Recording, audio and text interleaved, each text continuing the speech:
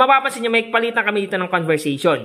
Ngayon may napansin ako, pag nilolong press ko yung message niya, may lumalabas na feature. So ano nga ba yun? So ilolong press ko lang, tingnan nyo mabuti ilolong press ko lang, long press. So ngayon mga ka-Mindtech, may tuturo kasi yung feature sa Messenger na napansin ko lang na nagkakaroon yung ating mga ka-chat. Halimbawa may mga friends tayo sa Messenger, tapos nakikipagpalitan tayo ng conversation. May napansin akong features na lumalabas doon. So ano nga ba yun? Make sure lang na panoorin nyo yung video nga matapos para malaman nyo kung ano yung features na yun at kung paano gamitin. So una natin gagawin, kailangan muna natin i-update yung ating Messenger application in case man na hindi pa updated. So para ma-update yan, pumunta lang kayo sa Play Store. Hanapin nyo lang yung Play Store sa inyong device. Once na makita nyo na, click nyo lang. So sa akin ito, click lang natin. Pag naklik mo na yung Play Store, pumunta ka naman sa may baba. Click mo lang yung search button dyan or search bar. Click lang natin. Then i-type lang natin dito yung Messenger. So i-type natin Messenger. Once na ma-type mo na yung Messenger, search mo lang. Automatic lalabas dyan yung result. So pag may nakita yung update dyan, i-click nyo lang yung update para kung may mga bagong features or mga update sa settings sa Messenger, automatic magkakaroon ang inyong Messenger application sa inyong device. So once na update nyo na, i-click nyo lang tong open. So click open. So once na maklik mo na yung Messenger, automatic makikita nyo dito yung mga Messenger friends nyo. Ngayon ang gagawin natin is pumili lang tayo ng ka-chat natin dito. Para maipakita ko sa inyo yung natuklasan kong features na lumalabas, wasan nakikipagpalitan tayo ng conversation sa mga kaibigan natin. So for example, ito, i-click ko lang.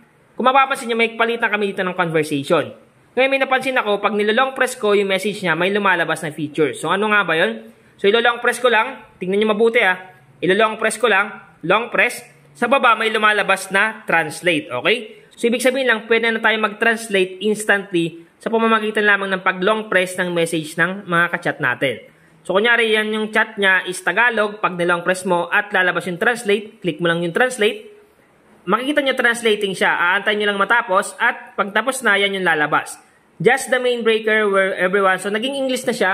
Ibig sabihin lang, pwede na natin i-translate yung mga message ng kausap natin sa Messenger instantly. Ilolong press mo lang yung kanyang message, then i-click mo lang yung translate, automatic, in just few seconds, matatranslate na yung message nila sa atin into English. So, sample ulit. So, ito, long press lang natin, then click translate. Kung makita nyo translating siya, antayin nyo lang matapos yung translating, then automatic na translate na siya into English. So ganun guys, kadali, hindi mo na kailangan pa mag-copy-paste, tapos ita-translate mo pa. Ngayon, ilolong press mo na lang at click translate, automatic instantly matatranslate na yan into English. So halimbawa may kausap kang Chinese or ibang language, automatic pwede mo na siya i-translate para mas madali mong maintindihan. Hindi mo na kailangan pa i-copy, tsaka i-paste, tsaka i-translate. Dito, ilolong press mo lang yung mismo message, then, i-click mo lang yung translate sa baba. Okay? Pag na-click mo yung translate, magka-translating siya at aantayin mo lang matapos at automatic na translate na kagad in just few seconds lang. Ngayon naman kung gusto mo ibalik sa dati, walang problema. Ang gagawin mo lang, click mo lang tong See Original dito. Click See Original.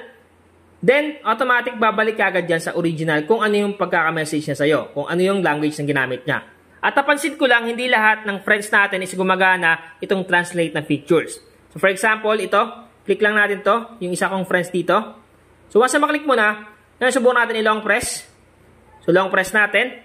Kung mapapansin nyo, walang nakalagay na translate. Okay? So hindi mo makita yung translate. So ibig sabihin lang, depende sa ka-chat nyo or sa friends nyo, yung translate na features kung lalabas siya. Pero sa mga FB page, gumagana rin siya, yung translate na features.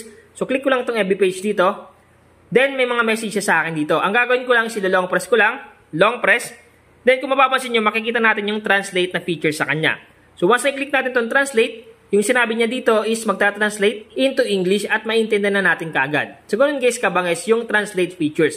Kaso lang, hindi siya available sa lahat ng ka-chat natin. Kaya ang gawin nyo, isubukan nyo na ngayon, tingnan nyo yung mga friends nyo sa messenger nyo, i-click nyo yung message nila at i-long press nyo, tingnan nyo kung lalabas yung translate button. At pag hindi lumabas, mag-comment lang kayo sa baba. Okay? So titingnan natin kung gagana nga ba sa inyo itong features na translate once na nilong press mo yung message ng kaibigan mo sa messenger. So sana nakatulong itong vlog ko ngayon. Once again, Mindtech PH, thank you and God bless all.